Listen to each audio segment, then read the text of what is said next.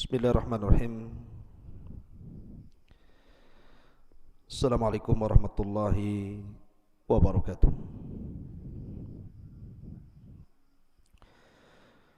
Alhamdulillah wassalatu wassalamu ala Rasulillah wa ala alihi wa sahbihi wa mawalah wa la hawla wa la quwata illa billahi wa ba'du. Qala Allahu azza wa jalla ya ayyuhalladzina amanu taqullaha haqqa tuqatih wa la tamutunna illa wa antum muslimun. Wa qala sallallahu alaihi wasallam man salaka tariqan yaltamisu fihi ilma sahhalallahu bihi tariqan ilal jannah. Ma'asyiral muslimin yang dimuliakan Allah Subhanahu wa taala. Alhamdulillah di malam hari ini kembali kita bisa bermuajah walaupun lewat media, dan kita masih membahas tentang silsilah duka di negeri Al-Quds Palestina. Dan malam ini kita akan membahas tentang sejarah Palestina dan masuknya orang-orang Yahudi ke negeri Palestina. Ma'asyiral muslimin yang dimuliakan Allah Subhanahu wa taala. Sebelum saya jelaskan tentang sejarah Palestina dan masuknya orang-orang Yahudi ke Palestina, kita tahu bahwa Allah Subhanahu wa taala menggambarkan bahwa orang-orang Yahudi akan senantiasa berperang melawan kaum muslimin, dan itu sejak zaman Nabi sallallahu alaihi wasallam. Sehingga Allah Subhanahu wa taala katakan dalam surah Al-Maidah ayat 82, la tajidanna ashaddan nasi adawatan lil ladzina amanul yahuda wal ladzina asyraku. Dan sungguh engkau akan mendapati manusia yang sangat keras permusuhannya terhadap orang-orang yang beriman. Merekalah orang-orang Yahudi dan orang-orang yang menyekutukan Allah Azza wa Jalla. Kenapa demikian? Karena Allah Subhanahu wa taala mengatakan dalam surah Al-Baqarah ayat 120, "Walan tarda ankal yahudu walan nasara hatta tattabi'a millatahum." Di mana orang-orang Yahudi dan Nasrani tidak akan redha kepadamu ya Muhammad sampai engkau mengikuti agama mereka. Ma'asyiral muslimin yang dimuliakan Allah Subhanahu wa taala, dikeluarkan oleh Ibnu Adi rahimahullahu taala ketika Nabi sallallahu alaihi wasallam masih bayi kala itu, kemudian diambil oleh salah satu dari ibu susu Nabi sallallahu alaihi wasallam, Halimah Sa'diyah. Dan kebiasaan orang Arab, biasanya kalau bayi-bayi itu maka akan disusukan di Badui, karena orang-orang Badui mereka masih fasih bahasanya, masih baik akhlaknya. Termasuk Nabi sallallahu alaihi wasallam disusukan di Bani Sa'idah oleh seorang wanita namanya Halimah Sa'diyah. Lah ketika Nabi sallallahu alaihi wasallam berada di pangkuan Halimah Sa'diyah, tiba-tiba lewat rombongan Yahudi, kemudian bertanya kepada Halimah Sa'diyah yang ketika itu menggendong Rasul yang masih bayi, Kata orang-orang Yahudi, ini bayi siapa? Karena Halimah Sa'diyah ketakutan, takut dengan kondisi Nabi SAW yang masih bayi kala itu, maka dia berbohong dan mengatakan, ini bayiku. Kemudian orang-orang Yahudi mengatakan, lalu siapa bapaknya? Maka Halimah Sa'diyah mengisyaratkan kepada suaminya dan mengatakan, itu bapaknya. Orang-orang Yahudi mengatakan, lau kana abuhu mayyit, kalau seandainya bapak bayi ini mati, sudah meninggal dunia, faqatalna, kami akan bunuh dia. Karena ada tanda-tanda kenabian kepada bayi ini. Lihat, Nabi SAW waktu bayi saja sudah mau dibunuh tuh. Masih dalam gendongan Halimah Sa'diyah oleh orang-orang Yahudi. Kemudian ketika Nabi SAW menginjak remaja, Nabi SAW di usia masih belasan tahun diajak oleh Abu Talib untuk belajar berdagang ke Syam. Allah takdirkan di Syam, di perbatasan Syam, berjumpa dengan Buhairah, seorang rahib, seorang padri dari padri-padri Nasrani. Kemudian kata Buhairah, sebaiknya ya Abu Talib, balik lagi kau ke Mekah. Jangan kau masuk dengan membawa anak ini. Sebab kalau seandainya orang-orang Yahudi Syam tahu tentang keberadaan anak ini yang merupakan calon akan jadi seorang nabi, faqataluh, mereka akan membunuhnya. Lihat, ini pengakuan Buhairah rahib. Bagaimana orang-orang Yahudi sudah mengincar Nabi SAW. Akhirnya Nabi SAW pun balik lagi ke Mekah dan tidak jadi belajar berdagang bersama Abu Talib. Kemudian ketika Nabi SAW diangkat menjadi Nabi dan Rasul, dan itu belum hijrah ke Madinah, orang-orang musyrik itu datang kepada orang-orang Yahudi Madinah dan mengatakan, bukankah kalian agama yang diturunkan kitab? Bagaimana menurut kalian, mana yang lebih berpetunjuk, kami atau dia? Maksudnya dia di sini Nabi SAW. Yahudi tahu Nabi SAW di atas kebenaran, tapi karena kebencian dia mengatakan, antum ahda minhu, kamu lebih berpetunjuk dibandingkan dia. Lihat bagaimana bencinya orang-orang Yahudi kepada Nabi SAW. Makanya ketika Nabi SAW sebelum hijrah dari Mekah ke Madinah, Nabi pernah diisrakan oleh Allah Azza wa Jal, kemudian dimi'rajkan. Mi'raj itu perjalanan Rasul dari Baitul Maqdis ke Sidratil Muntaha. Kemudian diperjumpakan dengan beberapa para Nabi. Salah satu yang berjumpa dengan Rasul dalam perjalanan Mi'raj itu adalah Nabiullah Yahya dan juga Nabiullah Isa bin Maryam. Pertanyaannya, kenapa Rasul dipertemukan dengan dua Nabi ini? Nabi Yahya dan juga Isa bin Maryam. Al-Hafidh Ibnu Hajar rahimahullahu ta'ala menyebutkan faedahnya bahwa ketika Nabi SAW berjumpa dengan Yahya dan juga Isa bin Maryam, seolah-olah Allah Subhanahu wa ta'ala ingin mengatakan kepada Rasul, sebagaimana kedua Nabi ini dimusuhi orang-orang Yahudi, bahkan jelas-jelas Yahya bin Zakaria dibunuh, bahkan dipenggal kepalanya, kemudian dijadikan mahar bagi seorang wanita yang menikahi raja. Kemudian Isa pun dikepung oleh orang-orang Yahudi, kemudian diangkat ke langit. Maka perjalananmu hijrah dari Mekah ke Madinah pun tidak lepas daripada rongrongan orang-orang Yahudi. Jadi Nabi SAW sudah memberikan isyarat dalam peristiwa Mi'raj itu, sesampainya Rasul di Madinah maka akan berhadapan permusuhan dengan orang-orang Yahudi. Betul, sesampainya Nabi SAW di kota Madinah, apa yang terjadi? Karena di kota Madinah itu kan ada 3 kabilah besar Yahudi. Pertama Bani Qunaiqah, yang kedua Bani Nadir, yang ketiga Bani Quraidah. Tiga-tiganya memusuhi Nabi SAW sehingga Rasul memerangi mereka. Lihat bagaimana upaya pembunuhan.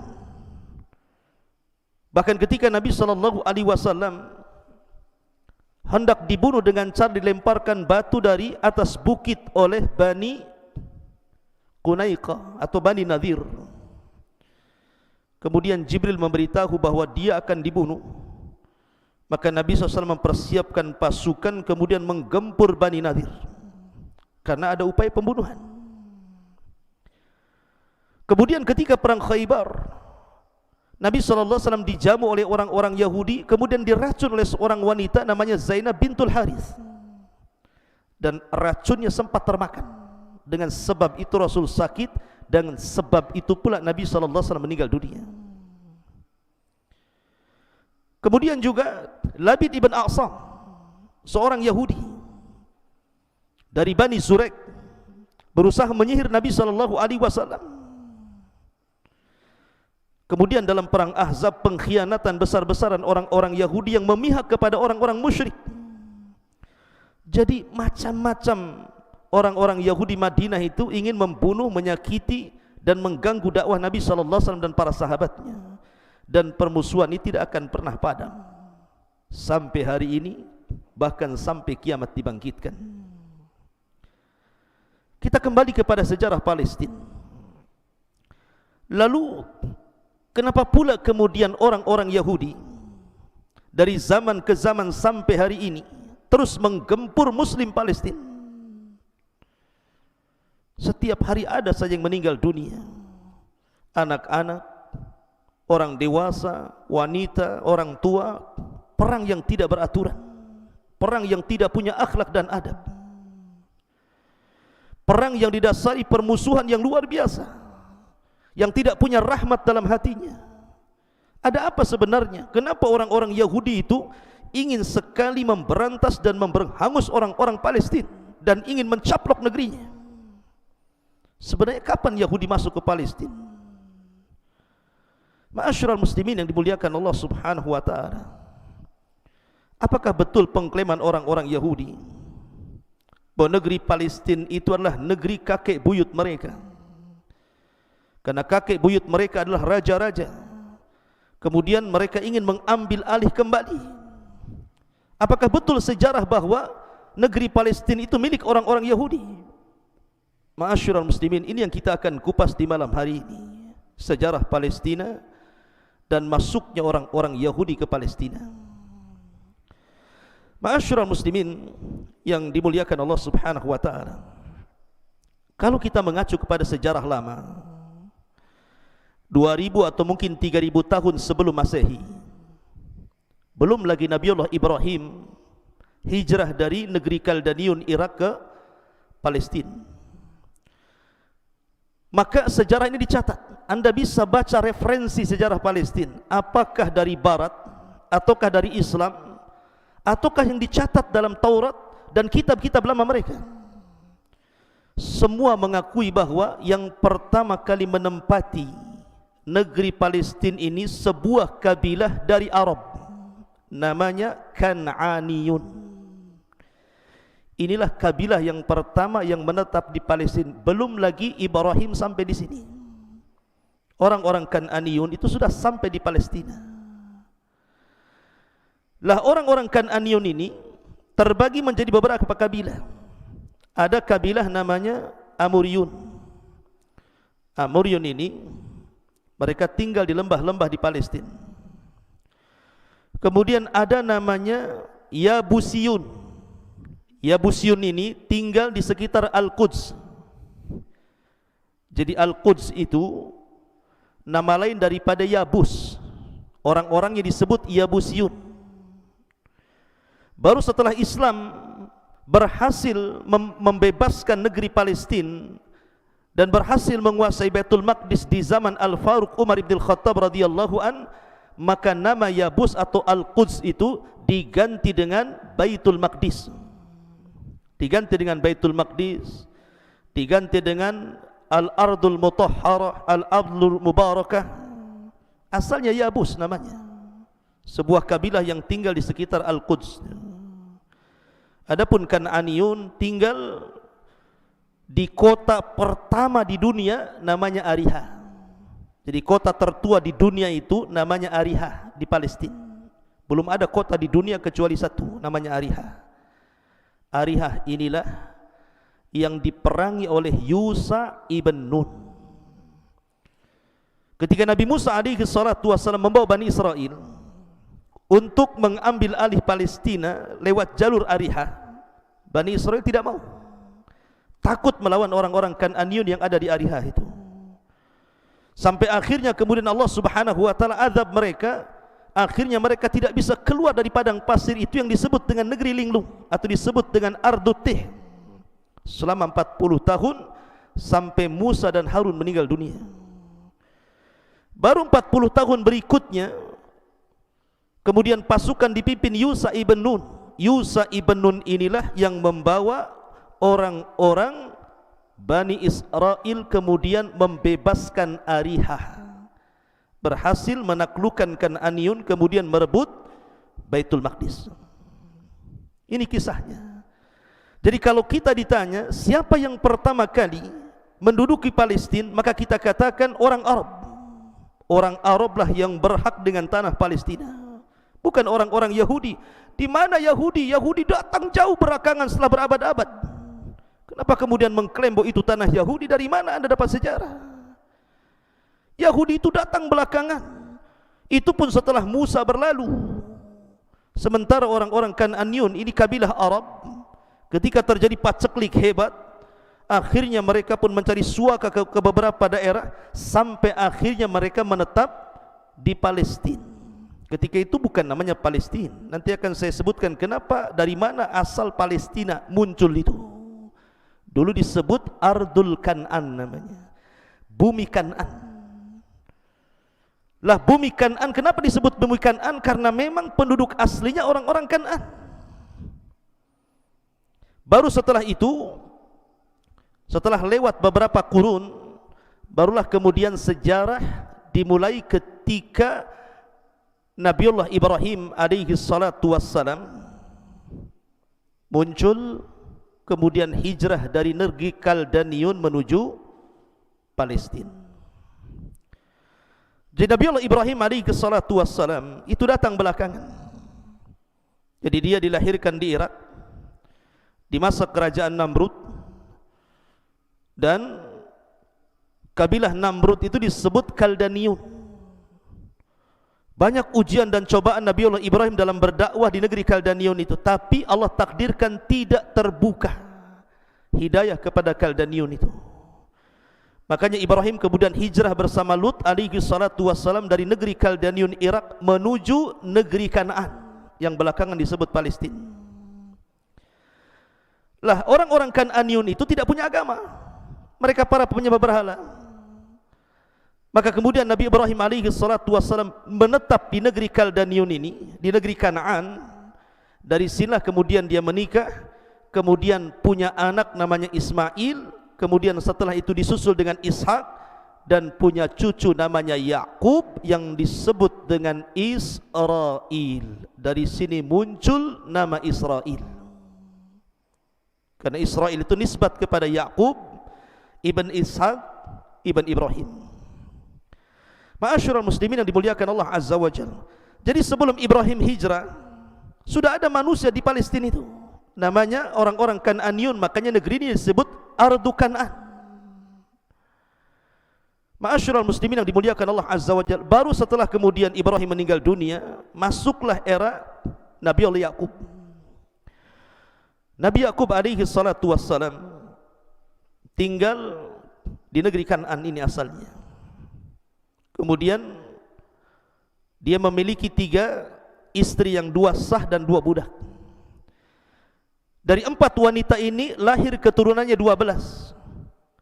Lah dari 12 ini ada yang menjadi nabi namanya Yusuf alaihi salatu wassalam, dan Binyamin yang satu ibu satu bapa. Yang lainnya lain ibu tapi satu bapa. Lah salah satunya turunan Yakub itu yang jadi nabi adalah Yusuf alaihi salatu wassalam. Anda tahu kisah Yusuf dizalimi oleh saudara-saudaranya, akhirnya hijrah ke Mesir. Setelah Nabi Yusuf kemudian tinggal di Mesir, singkat cerita akhirnya dia jadi bendahara Mesir dengan berbagai macam cobaan dan ujian. Lah dari sini akhirnya diboyonglah seluruh keluarga Nabi Yakub oleh Nabi Yusuf ke Mesir. di zaman Fir'aun yang bukan Fir'aun di zaman Nabi Musa. Maka mereka hidup beranak pinak di Mesir, sehingga turunan dari 12 putra Yakub disebut Bani Israel. Jadi Bani Israel berkembang di Mesir, bukan di Palestina. Lah ketika Nabi Yusuf alaihi salatu wassalam masih tinggal di Mesir, mereka dihormati, diberikan fasilitas, diberikan daerah, diberikan rumah sampai beranak pinak. Tapi ketika Nabi Yusuf meninggal dunia, mulailah Fir'aun berikutnya datang, kemudian memperbudak Bani Israel sampai masuk era Nabi Musa alaihi salatu wassalam. Baru Musa lah yang membawa Bani Israel dari Mesir menuju Palestina. Lalu dari mana munculnya kalimat Palestina ini? Kenapa kemudian muncul Palestina padahal namanya Ardu Kan'an? Ma'asyiral muslimin yang dimuliakan Allah Azza wa Jalla, saya ulangi dari awal bahwa kabilah Arab Kan'aniyun itu terbagi menjadi beberapa kabilah. Ada Amuriyun, ada Yabusyun, ada Kan'aniyun. Dan ini beberapa tempat di negeri Kan'an itu, ada yang di lembah-lembah, ada yang di Al-Quds, dan juga ada di negeri Ariha. Dahulu Palestina dengan Mesir itu satu negara, jadi satu. Karena memang Mesir dengan Palestina itu terpisah dengan Sahara, dengan padang pasir yang terbentang luas, dan perbatasannya disebut Jalur Gaza. Jalur Gaza inilah perbatasannya. Jadi Mesir dengan Palestina itu nyatu zaman itu. Makanya ketika terjadi paceklik di zaman Nabi Yusuf alaihi salatu wassalam, banyak orang-orang yang tinggal di Palestina, mereka datang ke Mesir untuk mengganti barang-barang berharga mereka dengan makanan. Salah satunya keluarga Yakub. Mereka membawa barang-barang berharga kemudian bertukar di Mesir, karena ketika itu Mesir negeri kaya ketika di zaman Nabi Yusuf, dan itu menunjukkan bahwa Mesir dengan Palestina itu masih nyatu. Ma'asyiral muslimin yang dimuliakan Allah Azza wa Jalla, Allah takdirkan dari arah laut ada kabilah besar menyerang Mesir. Diseranglah Mesir zaman itu, dan Mesir kalah. Karena kekalahan itu akhirnya terjadi gencatan senjata, kemudian terjadi perdamaian. Akhirnya kemudian musuh yang datang dari laut itu meminta daerah di negeri Kanaan untuk mereka tempati. Akhirnya kemudian diberilah satu daerah namanya Falas, Falam Sinta, Falas, yang belakangan kemudian disebut Palestina. Lah setelah kemudian menduduki negeri Falas ini dan lamanya mereka tinggal di situ, akhirnya mereka pun saling menikah dengan kabilah Amuriyun, kemudian kabilah Kan'aniyun, kemudian kabilah Yabusyun, kemudian menjadi satu, mencampur di situ. Sehingga akhirnya kabilah-kabilah itu hilang namanya, sudah tidak dikenal lagi Kan'an, tidak dikenal lagi Amuriyun, tidak dikenal lagi Yabusyun, yang dikenal justru Falasnya. Akhirnya belakangan kemudian disebut Palestina dan sekarang disebut Palestina. Ma'asyiral muslimin yang dimuliakan Allah Azza wa Jalla, itu dari segi penamaan. Kenapa muncul nama Palestina? Dari sini kita sudah tahu bahwa siapa yang pertama kali tinggal di Palestina, kemudian kenapa muncul nama Palestina. Maka dari sini sejarah membantah keyakinan orang-orang Yahudi yang mengatakan bahwa negeri Palestina negeri mereka. Mereka tidak mengatakan bahwa kami tidak mencamplok negeri Palestina, karena itu negeri bapak kami, negeri nabi-nabi kami, negeri raja-raja kami. Siapa bilang Anda bicara seenaknya? Lihat sejarah. Anda ini datang belakangan. Ma'asyiral muslimin yang dimuliakan Allah Azza wa Jalla. Lalu kapan masuknya orang-orang Yahudi ke Palestina ini, sehingga kemudian merajai negeri Palestina dan kemudian membunuh setiap hari warga muslim di Palestina? Ma'asyiral muslimin yang dimuliakan Allah Azza wa Jalla, munculnya orang-orang Yahudi ketika di zaman era Nabi Musa alaihi salatu wassalam. Maka Musa membawa Bani Israel menuju Palestina, tetapi tidak bisa masuk Ariha. Ariha saja tidak masuk, bagaimana akan menguasai Al-Quds? Yabus. Akhirnya kemudian Bani Israel tidak mau masuk. Lihat, Bani Israel saja tidak mau tinggal di Palestina. Ketika Nabi Musa meminta mereka untuk membebaskan Palestina, mereka tidak mau. Bahkan mereka su'ul adab, buruk akhlaknya kepada Nabi Musa alaihi salatu wassalam, dan mengatakan, idhab anta wa rabbuka faqatila inna hahuna qaidin. Hai Musa, kalau kami harus berperang melebut Palestina, kami tidak mau. Kau saja pergi saja, ajak Tuhanmu perang berdua, kami nonton saja di sini. Lihat su'ul adab mereka kepada Nabi Musa alaihi salatu wassalam. Sampai akhirnya mereka pun diadab di negeri Tih, yang kemudian Allah takdirkan selama 40 tahun Harun meninggal, Musa pun meninggal, sampai era Yusa ibn Nun. Barulah kemudian generasi baru mengambil alih negeri Palestina dari negeri Kanaan. Ma'asyiral muslimin yang dimuliakan Allah Azza wa Jalla. Jadi yang pertama kali menduduki Palestina itu siapa? Yusa ibn Nun, membawa orang Bani Israel masuk ke Palestina. Kemudian setelah Yusa ibn Nun meninggal dunia, mulailah kemudian mereka jauh dari nabinya. Mereka jauh dari ajaran Allah Azza wa Jalla, bermaksiat terang-terangan. Akhirnya kemudian Allah Subhanahu wa ta'ala takdirkan mereka dihinakan dari zaman ke zaman. Dari zaman ke zaman mereka dihinakan, sampai akhirnya mereka dijajah oleh Jalut, sehingga Jalut berhasil menguasai Palestina dan mereka dihinakan. Baru setelah kemudian muncul raja pertama yang merupakan pendiri kerajaan Bani Israel, namanya Talut. Talut inilah yang kemudian berhasil mengalahkan Jalut, sehingga mereka mampu mendirikan negara Bani Israel, dan raja pertamanya adalah Talut. Setelah Talut meninggal dunia, kemudian tampuk kepemimpinan rajanya diganti nabi namanya Daud, atau istilah orang-orang Yahudi David, menjadi raja.